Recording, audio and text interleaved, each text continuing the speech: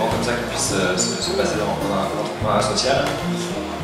Donc je suis Ismaël Lemoel et j'ai lancé il y a un petit peu plus d'un an un concept qui s'appelle Mail for Good. Alors Mail for Good part d'une idée toute simple qui est en fait qu'il y a un nombre monstrueux de mails qui sont émis chaque jour sur la planète. Alors le chiffre un peu choc, c'est 40 milliards par jour, sans compter les spams.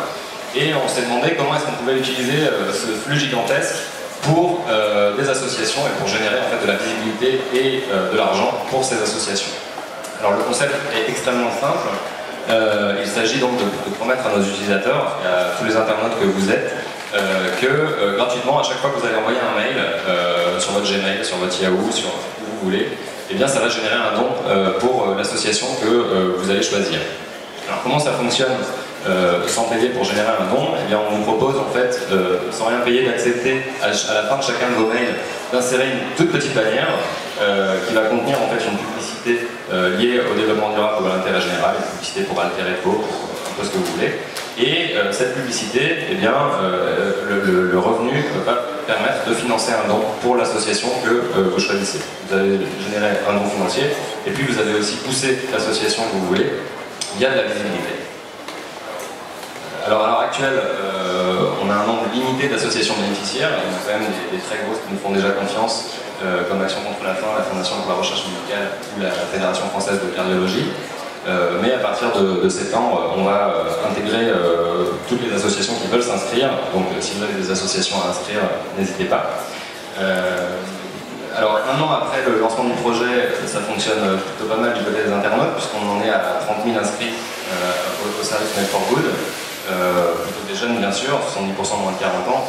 Et puis, surtout ce dont on est super content, c'est qu'on a un taux de conversion très bon, ce qui veut dire que le produit plaît. On a une personne sur 5 qui arrive sur le site internet, qui s'inscrit et qui donc utilise Mail for Good. Alors notre modèle, c'est toujours difficile d'émerger sur internet et d'avoir suffisamment de visibilité auprès des internautes. Donc on a été voir des géants d'internet et on leur a demandé de nous pousser. Ça a plutôt bien marché puisqu'on a réussi à convaincre SFR, Dailymotion et Mythic de nous offrir gracieusement des espaces pour se faire connaître auprès des internautes. Et puis on a les premiers annonceurs qui arrivent sur la plateforme, à savoir Suez Environnement et Crédit Agricole, qui sont les deux premiers annonceurs du CAC 40. Alors on ne compte pas s'arrêter là. Le produit pour l'instant propose une seule feature, on va essayer d'en développer plusieurs, parce que notre conviction c'est que les réseaux sociaux au sens large peuvent permettre de faire beaucoup de choses pour la solidarité. Et donc on sort début septembre une nouvelle version qui va vous permettre en fait d'avoir plein de moyens simples, comme celui que je viens de vous présenter, de soutenir les causes qui ont du sens pour vous. Et donc ça va aller juste de la recommandation sur Facebook ou de la recommandation dans vos mails, en passant par je regarde une publicité et ça génère 10 ou 20 centimes pour l'association que je veux, jusqu'à je sors ma carte bleue et je fais un don et je bénéficie d'un reçu fiscal. Donc ça c'est ce qu'on va faire en septembre. Et puis vous l'aurez compris, notre positionnement consiste à se dire qu'il faut être au cœur des grosses machines pour qu'il y ait beaucoup d'utilisateurs et donc que ça ait un impact fort. Et là aussi on est extrêmement content parce qu'à partir de décembre on va devenir une feature par défaut du webmail de SFR. Donc à chaque fois qu'un utilisateur de webmail de SFR va utiliser le webmail, il va pouvoir installer, il va avoir Mail for Good activé, donc ce qui nous garantit un impact beaucoup plus fort. Donc voilà ce qu'on fait. Si vous avez des idées, des questions, n'hésitez pas. Je vais juste en profiter pour faire une toute petite page de pub, puisque Mail for Good organise la deuxième édition du Social Good Day le 20 septembre au soir. Le Social Good Day, c'est la journée mondiale des solidarités numériques. Donc si vous voulez venir, n'hésitez pas à vous inscrire sur notre page Facebook et vous aurez toutes les infos nécessaires. Je vous remercie.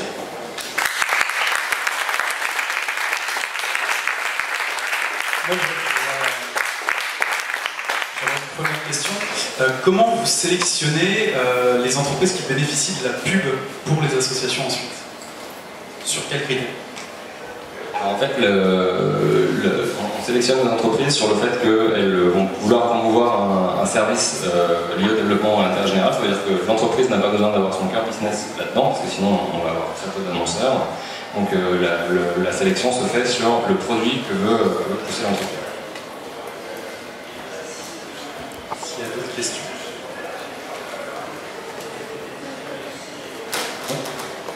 Chris.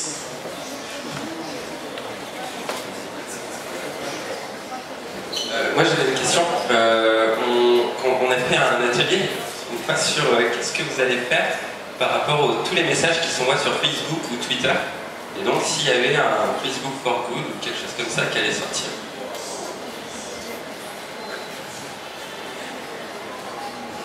C'est effectivement suite à un atelier avec Make Sense qu'on a décidé d'aller sur Facebook et à partir de la V2, donc en septembre, grâce à l'atelier notamment, effectivement vous allez pouvoir juste faire un Facebook Connect et avec votre Facebook pousser des assos régulièrement dans vos mails. C'est une application Facebook qui diffuse régulièrement des messages des associations que vous soutenez.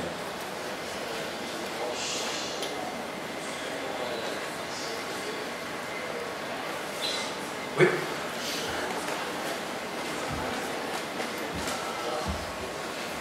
Bonsoir, j'ai une question. Est-ce que votre outil peut s'implanter dans des types Skype, par exemple? Des produits qui sont de la discussion instantanée? Est-ce que ça marche ou pas?